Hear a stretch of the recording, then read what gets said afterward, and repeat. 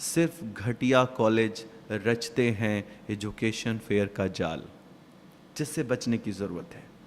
छात्रों को ये समझना भी ज़रूरी है कि सुप्रीम कोर्ट के क़ानून ने एक सेक्शन में ये कहा है कि कोई भी छात्र को किसी भी स्टेट यूनिवर्सिटी या किसी प्राइवेट यूनिवर्सिटी में रजिस्ट्रेशन के समय तक डॉक्यूमेंट ओरिजिनल सबमिट करने की ज़रूरत नहीं है।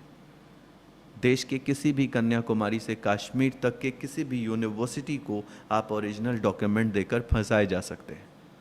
मैं ये बहुत ही गंभीरता से आपके सामने रखना चाहता हूँ कि आप एजुकेशन फेयर में जाकर अपने ज़िंदगी का, अपने बच्चों के भविष्य का फैसला ना करें, क्योंकि वहाँ जो कुछ भी हो रहा है वो आप कल्पना भी नहीं कर सकते। बहुत ज़रूरी है आपका समझना कि जिनकी सीटें खाली रह जाती हैं वो अपने राज्य को छोड़कर दूसरे राज्य में आकर उन सीटों को भरने की कोशिश करते हैं, और ख़ासकर पूरे मुल्क के इंस्टीट्यूशंस का बेहतरीन टारगेट है बिहार, झारखंड और वेस्ट बंगाल, क्योंकि ये आसान टारगेट है। यहाँ के अभिभावक मासूम हैं, बच्चे मासूम हैं, और ये विश्वास करते हैं अपने रिश्तेदारों पे, ये विश्वास करते हैं अपने उन टीचरों पे जहाँ उन्होंने पढ़ाई करी। आज देश के हर टीचर को तो मैं बुरा नहीं कर सकता, हर रिश्तेदार को मैं बुरा नहीं कर सकता, लेकिन हमें कहते हुए शर्म भी नहीं आनी चाहिए कि आज सबसे बड़ा व्यापार अगर कहीं चल रहा है तो 10% छोड़कर लोग अगर देखें हम तो टीचर एक आसान मार्केट है।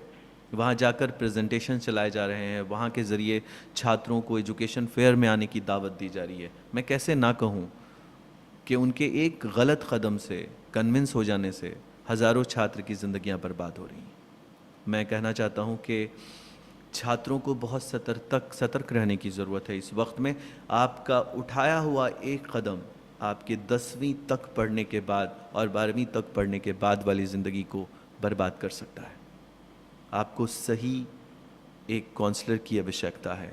आप सही दिशा लेकर के ही उन्हें ऑब्ज़र्व करके अपने पेरेंट्स के साथ जहाँ जाएं वहाँ जाकर, क्योंकि आप अपने पेरेंट्स को छोड़ देते हैं। आप समझते हैं कि पेरेंट्स को क्या समझ है, आप कहते हैं मेरे पेरेंट्स पढ़े लिखे नहीं हैं इसलिए उनको मैं साथ लेकर नहीं जा सकता। आपको पता होना चाहिए कि उम्र अपने आप में एक डिग्री है। आपके पेरेंट्स को आपको साथ ले जाने से फ़ायदा ये होगा कि आपके पेरेंट्स ये समझ पाएंगे कि इंसान जिसके हाथ वो अपने बच्चे का भविष्य सौंप रहे हैं वो सही है या गलत। एक और भी बहुत ज़रूरी ये बात है, एजुकेशन फेयर के बाद बात आती है एंट्रेंस एग्ज़ामिनेशन फॉर्म की। आप यकीन नहीं करेंगे कि एंट्रेंस एग्ज़ामिनेशन फॉर्म के नाम पे जो ड्रामा रचा गया है पूरे देश में, आप हिंदुस्तान के कई बुक स्टॉल्स पे देख सकते हैं कि कई एंट्रेंस एग्ज़ामिनेशंस की फॉर्म उन कॉलेज और यूनिवर्सिटी की भी हैं जिनके यहाँ एंट्रेंस की कोई आवश्यकता तक नहीं है। स्कॉलरशिप के नाम पर एंट्रेंस एग्ज़ामिनेशन करा के बच्चों को आकर्षित किया जाता है। मैं आपको बहुत आसान रास्ता बताता हूँ।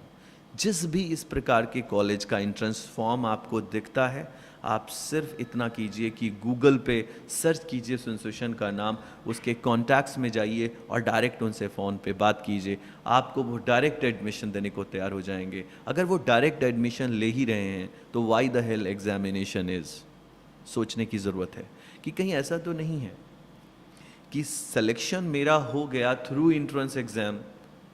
ये सेटिस्फाइड करने के लिए, आपको मेंटली सेटिस्फाइड करने के लिए एंट्रेंस एग्ज़ाम का एक नया तरीक़ा अपनाया गया और ये रास्ता सफल भी रहा। कई यूनिवर्सिटीज़ जिनकी दुकानें नहीं चल रही थी, उन्होंने एंट्रेंस एग्ज़ामिनेशन के नाम पे बच्चों को ठगने में सफलता हासिल की। बहुत ज़रूरी है कि आप इस वक्त एक एक कदम फूंक कर चलें।